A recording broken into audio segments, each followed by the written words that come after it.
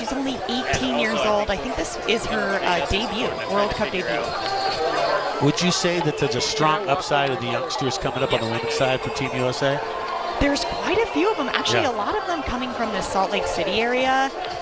There's a contingent of men and women. Actually, across the sport, there's a lot of young athletes.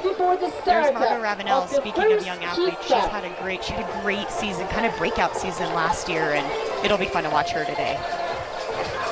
And now you can see the packs. If you've not seen this before, that's where they put the skins in right there on their jerseys, the different size. You can see right there on the U.S. bibs, a different take on that. Seeing a lot of glitter on the cheeks. Does that make you faster? I think it might, just ever so slightly. Of course it does. All right, here we go. And we are now 12 seconds before the start. No music, please. Silence.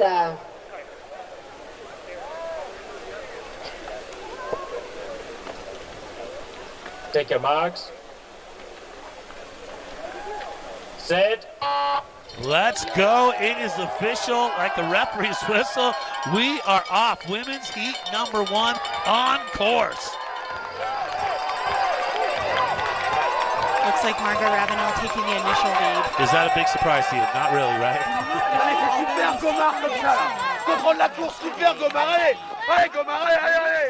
She sprints. I've not seen her sprint again. This is her first World Cup sprint race. You make a great point too.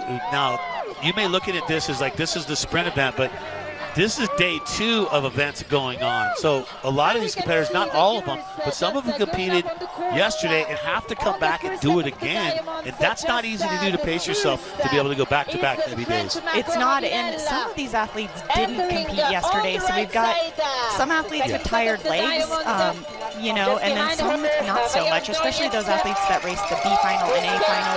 That means they did, you know, many laps of the course, so they're carrying some fatigue into today, where others, for instance, like Margot Ravenel, our French and Spanish athletes, they're fresh. I gotta think that's going to give you the edge. I know Ravenel ranked number 8 in the 2025 sprint season, so top 10 for her. Look at Ravenel in the top spot. Ordonez in the number 2 spot.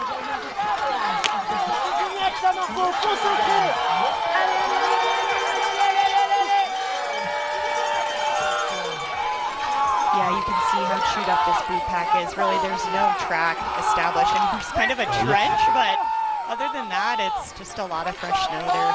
It looks like dried out oatmeal right now. Oh, looks yeah. just sticking to your feet trying to get through it. And here's the transition. You drop the poles. Poles got to be down first. And right back to work.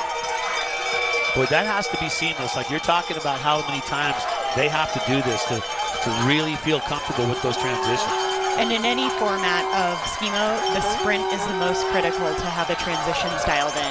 It does matter in the mixed relay, to be sure, but in the sprint, that's where it really, really counts, because the race, you know, typically 2.5 to 3.5 minutes, every single second, even less than a second matters. Ravenel having her way with this course. 2:24 has ticked off so far. Women's heat number 1. You want to be in the top 2 to move on. That's the key here. So you're racing for those top 2 spots. This is when Margot knows she's just got to get down. Well, of course, execute this transition well and then get down without any issues.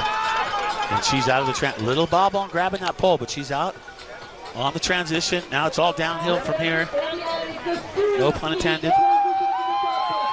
Staying tight to the gates. This has all been redone, but now these berms and these turns have kind of been, you can see the chatter on the ski because this has been run during qualifiers. There's the step down, solid. Really smooth. Yeah, but that's a place you don't want to make the mistake. That is for sure. You can see how it's building up in the corners.